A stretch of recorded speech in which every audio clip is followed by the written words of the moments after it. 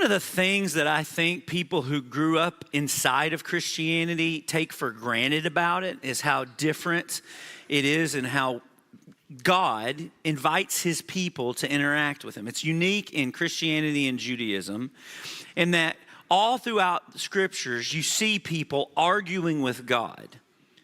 And it's not just allowed, it's kind of like held up as a prayer because it's the kind of arguing with God that allows God to be God and us to be humans.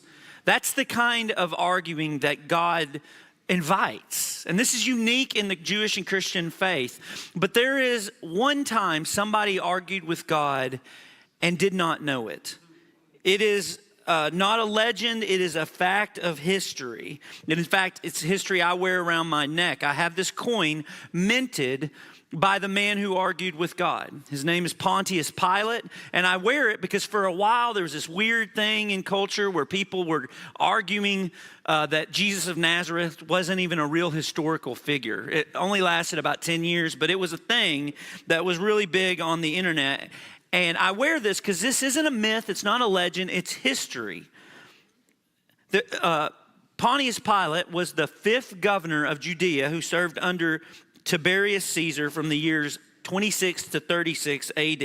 And all the history of the ancient world that we have, history done by the enemies and opponents of Christianity and history done by Christians themselves says Jesus of Nazareth was crucified under the reign of Pontius Pilate. In other words, this did not happen in Narnia. It did not happen in a galaxy far, far away. It happened in our world full of blood, sweat, and tears. And today, as we look at this story, I want you to put yourself in it because it really is good news. Jesus, all throughout the Gospel of John, has been incredibly loving and compassionate, but he's also had enemies, specifically people who had problem with all his love and compassion, the religious leaders of Judaism at the time. And it's because of these confrontations that ultimately we get to this story where there's this unholy alliance between the Jewish religious leaders and the Roman government as they bring him to Pilate. Now, Pilate in the Gospel of John does not get an introduction. To the first century Jews, he would not have needed one because he was hated by them and he hated them. He was only known today, Pilate's only known for this one story in history, but he wanted to be known for so much more. When he got his appointment to this, what he would consider the armpit of the world, he was made governor over 2/3 of Israel, and his whole job was to keep the peace and keep bringing in the taxes. The problem was Jews were notoriously difficult to be occupied by enemy empires. They did not like it. They did not think it was faithful to the God of Israel. And so they're not prone to keep the peace, and they hated paying the taxes. And Pilate was so much worse than just a standard governor because he hated the Jews sincerely. He would do things like one time he had to build an aqueduct to make their city more Roman and efficient. And he didn't want to take it out of the taxes because that would make him look bad to Caesar getting less taxes. So he broke into their temple and he took the money that they had stored for temple ministry stuff. He did stuff like he would parade through the streets of Israel, pagan Roman gods, just to remind them, hey, you're not in charge. There's actually a different group of people that you answer to. He hated being there.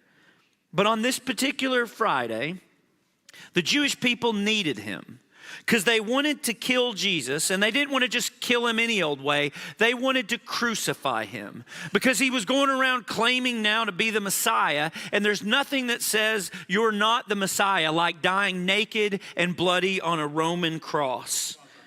So they come to Pilate early on a Friday morning because that's when the Roman officials did their work and took appointments, and they try to get him to crucify him. And Pilate asked a really basic question. What crime did this guy commit? And the Jewish people say, well, we wouldn't have brought him to you if he wouldn't have committed a crime, which as you can see is a dodge, right? They're trying to stall. They already know what they want. They're just trying to figure out how to get there. And Pilate can smell an internal fight among the Jews. And so he's like, just go take him and judge him yourself. And they're like, we we'd love to, but we can't. We can't execute anybody, and we certainly can't crucify anybody. And so Pilate takes Jesus into his chambers and asks him the question you saw last week, are you the king of the Jews? And Jesus answers his question with a question like he does. He says, is that your own idea? Or did you hear it from someone else? And Pilate, who is used to moments like this, is not used to a man like this. And he says, am I a Jew? Y'all are coming at me and they're asking me to kill you. So can you tell me why? And Jesus responds like this. He says, my kingdom is not of this world. If it were, my servants would fight to prevent my arrest by the Jewish leaders.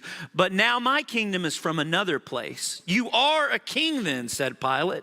And Jesus answered, you say that I am a king. In fact, the reason I was born and came into the world is to testify to the truth. Everyone on the side of the truth listens to me. Now, here's the problem with what you just heard. You heard Jesus say, my kingdom is not of this world. But that's actually not a great translation of this phrase. What he actually says is something more like, my kingdom is not from this world. And that's when it starts to come into focus. Because we know how the kingdoms of this world work. The kingdom of manipulation and bullying and political strategy and negative campaigning and strong arming, and everybody's looking out for themselves. That's how the kingdoms of this world works. And Jesus says, yeah, that's not what I'm talking about.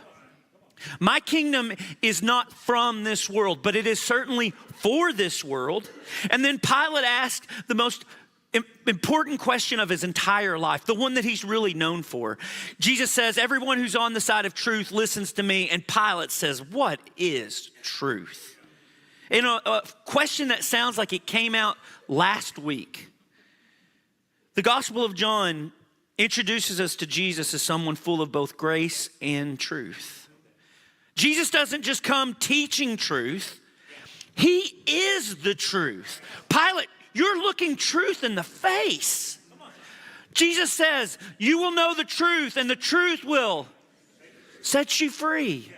But for all intents and purposes on this Friday morning, Jesus, the truth, isn't free. He doesn't look free. But as you look at the story, you start to realize he's the only free person there. Pilate is in between this tension between the religious leaders and his obligations to Caesar. And that's the great irony of this.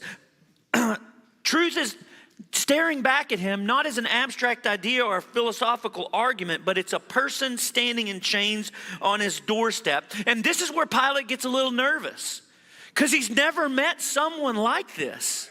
He's never seen someone who would be staring certain death in the face and is indifferent.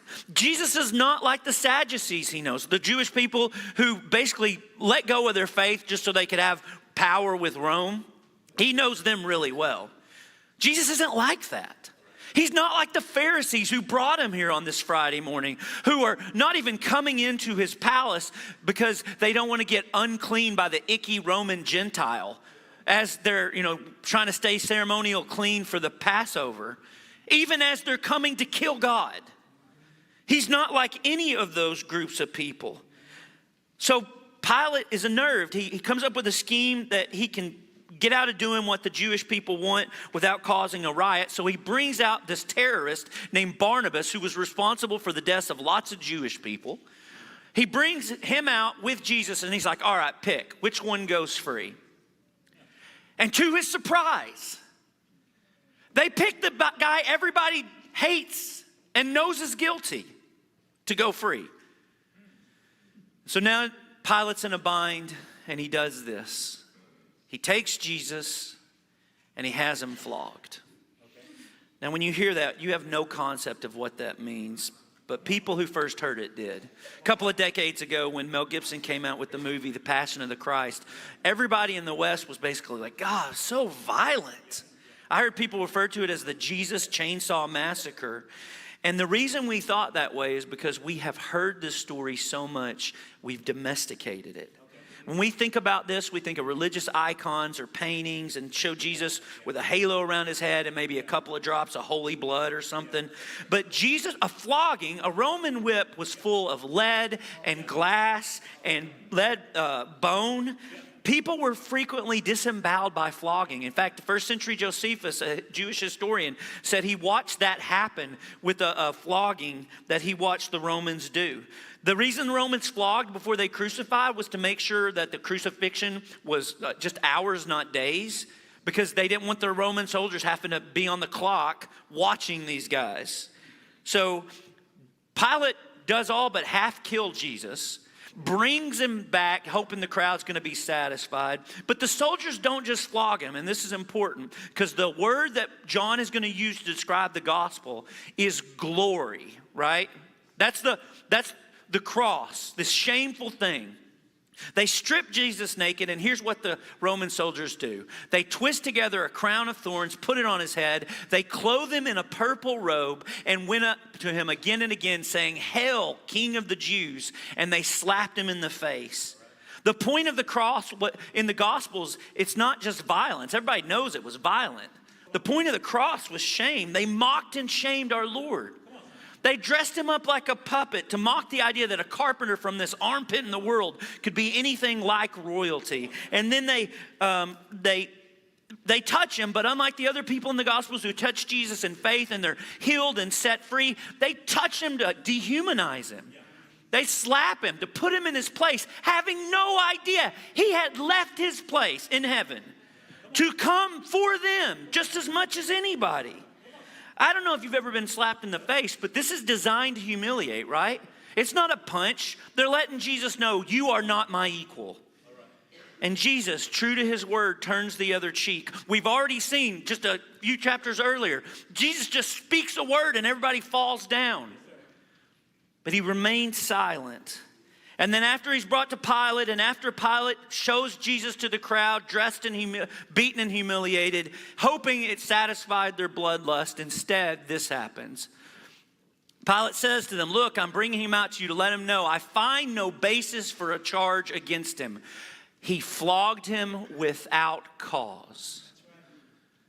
Then Jesus came out wearing the crown of thorns and the purple robe, and Pilate said to them, let's all read this together, "Here is the man."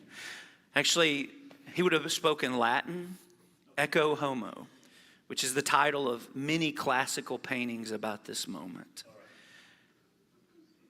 The Gospel of John's first words are Jesus does 7 miracles or 7 signs in the Gospel of John. It's paralleling Genesis. And this moment is doing the same.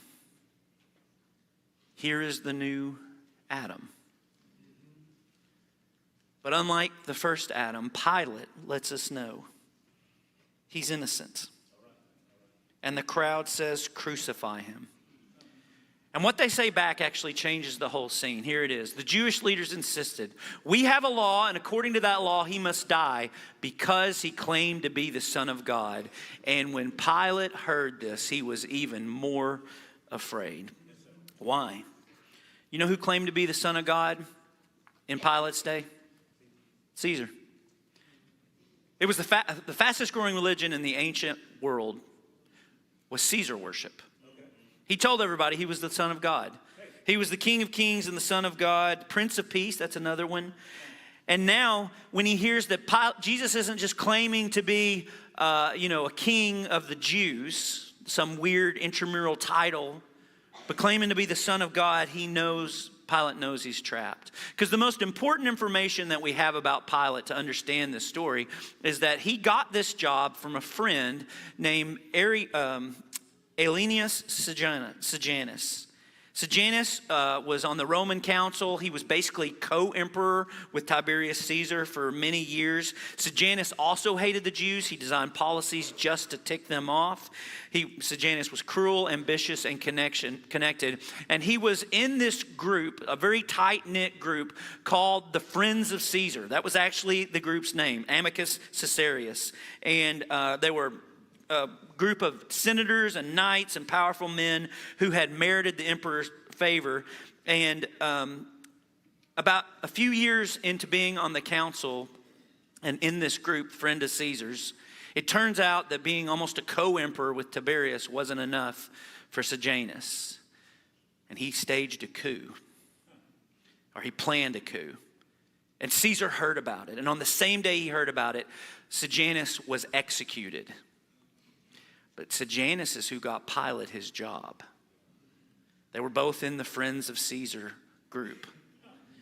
And now, Pilate knows that his connections are fraying, and he's afraid because he's heard Jesus might be some Messiah, whatever that means, but this is the first time he's heard he's the Son of God. And when Pilate heard this, he was even more afraid and went back to Jesus and said, "Where did you come from?" And Jesus gave him no answer. "Do you refuse to speak to me?" Pilate said. "Don't you realize I have power to either free you or crucify you?" And Jesus doesn't answer. Pilate's done this interview hundreds of times. He knows what men who are facing crucifixion are like. They beg for their life. They promise to change. They blame anyone they can. But Jesus doesn't do any of that. Instead, he just stays silent, like a lamb led to slaughter. And Pilate knows he's got to pick between his life and crucifying this guy. And all the Jews know this. And they know his Achilles heel. So they say, when Pilate sets him before them, he said, "If you let this man go," next slide. Pilate tried to set Jesus free, but the Jewish leaders said, "If you let this man go, you are no friend of Caesar." Anyone who claims to be a king opposes Peter, or if you could go back, opposes Caesar, not Peter. When Pilate heard this, he brought Jesus out and sat down on the judge's seat at a place known as the Stone Pavement. It was the day of preparation of the Passover. It was about noon. "Here is your king," Pilate said to the Jews, but they shouted, "Take him away, crucify him." "Shall I crucify your king?" Pilate asked. "We have no king but Caesar," the chief priest answered. And finally, Pilate handed them over to be crucified, so the soldiers took charge of Jesus. If you don't do this, you are no friend of Caesar. So Pilate executes a man he knows is innocent. The religious leaders kill the Messiah they had waited 1,000 years for, and he dies on a shameful cross with the words printed for all to see: "Jesus, King of the Jews." So how did we get here? How did the people of God get to the place where they would willingly kill God? Not just kill him, but kill him by chanting, "We have no king but Caesar." How did Pilate get here? This guy who has all the power in Israel, where he's anxious and willing to sacrifice everything just to keep it. The Gospel of John, for 19 chapters, Jesus has been coming into the world, into people's lives, forcing choices. He is the way, the truth, and the life. There's no way except through him. Some choose to live, some choose to die. And it turns out in the end, this world that God really does love, really does hate him. And before we write this off as a Bible story, pump the brakes and ask yourself, are you sure if you were here on this Friday, you wouldn't have done the same thing? Because remember, a few days earlier, they were yelling, "Hosanna." Same people. And now, crucify him.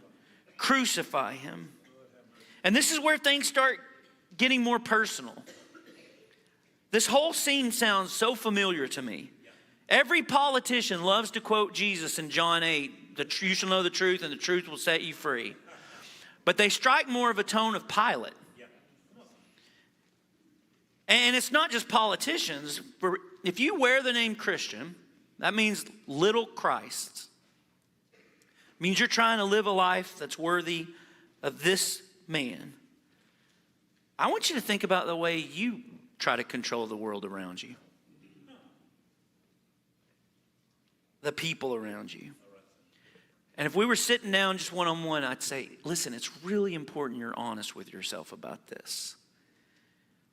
Anxiety is like through the roof in America right now. And I know a lot of that's screen time and the stuff we've talked about. I get that. But I think part of the reason we're so anxious is because we have mistaken ourselves for God. We want to be in control way more than we actually are. And if that resonates with you at all, then listen to this thing Jesus says right before he's executed to Pilate. Pilate comes in and says, "Where did you come from?" But Jesus gives him no answer. "Do you refuse to speak to me?" Pilate said. "Don't you realize I have the power to free you or to crucify you?" And Jesus answered, I love this so much. "You would have no power over me if it were not given to you from above." Pilate goes in to face Jesus. He's so sure of himself. "Do you know I'm the most powerful person in this city?" Pilate, who had just asked Jesus what is truth and stormed off before he can answer, he's going to tell Jesus what truth is. The truth is, Jesus, guys like me have power and guys like you don't. Guys like me decide what happens to guys like you. Look, you seem harmless enough, but I think you're just a dreamy-eyed Galilean who needs to wake up and face reality, my reality. You have to accept the truth, and it's that the world is run by people like me. And they will run over every time people like you. And if you'll admit that and just say, "I'm not a king, I got a little too big for my britches," I'll let you go free. But if you keep challenging this power, I have no choice. And I will, because I have the power to crucify you. This is Pilate witnessing to Jesus the gospel of power. Okay. And Jesus tells Pilate, I love this so much. "Pilate, you are not in charge of me. You are not in charge of my destiny. You are not in charge of my fate." Jesus and Pilate represent two very different worlds. Two different gospels. The word gospel was actually, before it was a Christian word, it was a Roman word, euangelion. It meant good news about the Roman Empire expanding. Hey, come into a city near you. And yeah, there'll be lots of peace and new roads and aqueducts and, a couple thousand crosses right along the side of the road. But hey, it works. From one perspective, Jesus is being tried in Pilate's court right now. But from the perspective of John, the whole world is being tried in the court of God. So you've probably heard, and if you haven't, listen, your whole life has been affected by these people. They're called the masters of suspicion. Sigmund Freud, Karl Marx, Friedrich Nietzsche. Last few hundred years, they have dominated the Western world. And all three of them were suspicious of the same thing: agape, unconditional Christian love. They all three looked at the world and, Marx said, "Hey, it's not about love. It's about money. That's what makes the world go round." And people hide behind that, but it's about money. Freud looked at it and he said, "It's not about love. It's all about sex." And Nietzsche said, "It's not about love. It's about power." Nietzsche, pastor's kid, pretty smart guy. He hated the New Testament, except for this story. He said it was the only moment of nobility in the whole New Testament. Because Nietzsche said Pilate won this argument. Listen, if you want to know what truth is, there is no such thing as truth, Nietzsche says. But the closest thing to truth is that power enforced by violence is the closest thing there is to ultimate truth. And for those under the spell of the ruler of this world, it's simply the way the world is. You can resist if you want, but in the end, you're dead. And when you're dead, you're dead. It is not an exaggeration to say the last 30 years, an entire generation of students have been trained in this view. Through Nietzsche and then through his intellectual descendant, Mikhail Foucault, they found power everywhere, especially places where we thought it was not, that you were kind of safe from it. Places like art and architecture and family and friendship and not least in religion. And all those places, they said, it basically, The only thing that's real is the naked quest for domination. And that may sound like a lot to you, so let me just explain it this way. When was the last time you agreed with a ref? We are so suspicious of anyone in power. From preachers to presidents to mayors to moms. This world is just one big power trip. Now listen, that's in the air. It's kind of natural and normal. Let me explain this a little bit more, because this is a big idea and the kingdom of God stands against it. This is the way the kingdoms of this world have always worked. In Book 3 of the Republic, Plato, thousands of years ago, really smart guy, put out there what he calls the noble lie. This is how kingdoms of this world operate. The noble lie. It is a lie that is meant to maintain order, ensure that rulers rule and everyone else obeys. A version of this is in the Gospel of John. You saw it already in John 18. High priest said it was good for one man to die for the people. If we need to keep peace, we'll use a scapegoat to do it. Jesus will do it. That's a noble lie. Plato's noble lie was the myth of metals, is what it's called. And, thousands of years ago, Plato came out with this idea that when the gods made human beings, some of them he made with gold. They made with gold. Those are the rulers, the people who are supposed to be in charge, the elite and very special. Some of them he made with silver. Those are kind of the government, the mid-level managers, those kind of people. And he made the rest of us with bronze and clay. Those are the people who are supposed to be slaves. Plato was pretty big on there are different groups of people from birth, the way the gods made them. That's his noble lie. It was meant to maintain order and get people to obey the rules. It runs through our day. It is the origin of the modern practices of dishonest marketing, political propaganda, spin, alternative facts, post-truth. It's the world of Jack Nicholson and the Few Good Men. You can't handle the truth. That's the noble lie. It is the strategy of Satan from the beginning. But here's what I want you to see. God never lies. This is a recapitulation of Genesis, right?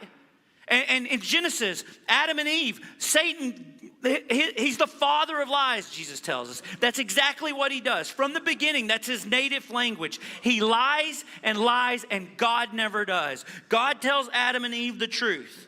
He tells them hard things, uncomfortable things, things that may cause them to wonder, why is he acting the way he is? Why did he put the tree in the garden in the first place? But he gives them the truth unvarnished. He never lies to Adam and Eve. And in the dealings with Satan and Adam and Eve, we see one of the defining characteristics of the kingdom of God and the kingdoms of this world. What St. Augustine, smartest guy in Christian history, said, basically the big difference between the city of God and the city of man is the city of God is built on the love of God and love of others, and the city of man is built on the love of self. And you can tell all the noble lies you want to ignore that reality, but that is the reality. And it is this distinguishing thing. There is truth and trust in the city of God, and there is deception and division in the second. And so the question for us today, and this is a huge question to build your life on, who's right in this story? Is it Pilate and Nietzsche? Or is it Jesus? And it's a big question because there's a little Pilate in all of us. There's a Pilate that wants us to take control.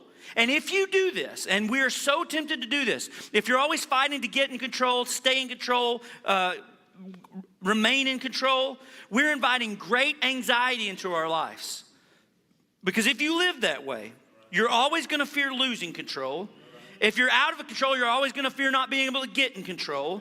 This view on life opens us up to so much anxiety and fear. It will be the way you track your life. And the people in your life, the people that you love, they won't feel loved. What they feel is controlled and manipulated. And the irony is, every one of us has some God-given control.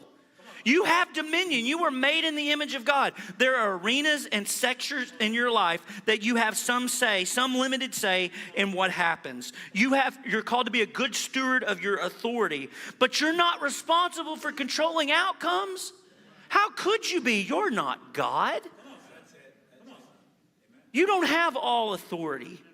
You know the biggest problem we have, it's the same problem Pilate had. we think God can't do anything. That if anything happens, it's going to be on us. And that's a miserable, anxious-filled way to live. And take it from our Lord, he did not live that way. You know, throughout this series, I've thought a lot about Peter, who denied Jesus. I mean, just a couple of weeks ago, we looked at that. And Peter is going to be reinstated, restored. Jesus himself is going to do some cool stuff in the Gospel of John. In just a couple of weeks, we'll see it. But years later, Peter, who's standing at a distance watching all this, seeing Jesus beaten, humiliated, mocked, and yet full of peace. Decades later, Peter is writing as an old man one of the churches he helped to plant. And he gives us the secret. A secret to this kind of life. A life full of peace even in the middle of storms. He says, cast all your anxiety on him. Because he really does care for you. Because Peter knows who's in charge of the universe and how good he is. He knows there is a real power in this world, and it's a power that never loses. So if you go the Nietzsche Pilate route, let me just warn you, this is where it ends. This is where it always ends. You know, Pilate lived to rule another day. For 2 more years, he ruled as the governor of Israel. And then a riot happened, and Caesar was done with Pilate not being able to manage his territory. And so he called for his resignation and called for him to come back to Rome. And on his way back to Rome, Pilate, unsure of what would happen, thought Caesar would probably execute him. Pilate decided to take his own life. Pilate wanted to be important, and today he is only known as a footnote in this story of this man he dismissed. And because I can see Pilate in my mirror, there's part of me that wants to shake him and say, Pilate, do you not realize what you're doing? You want to be a big deal. You want to have little boys named after you for thousands of years. But that doesn't happen for you, Pilate. Pilate, you're almost unknown except for this guy. You wanted to be famous and have glory. And this guy that you're dismissing, this guy is worshiped today by billions of people. They name their children after characters in his story. And Pilate, you're the name of a gas station.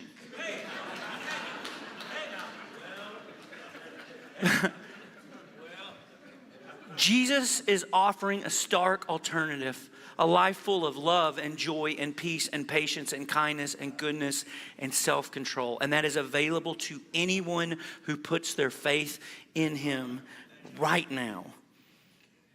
Okay, so cast our anxieties. That's what we did just a few moments ago in prayers of the people. And now one of our shepherds is going to come up and close us with that prayer for this week.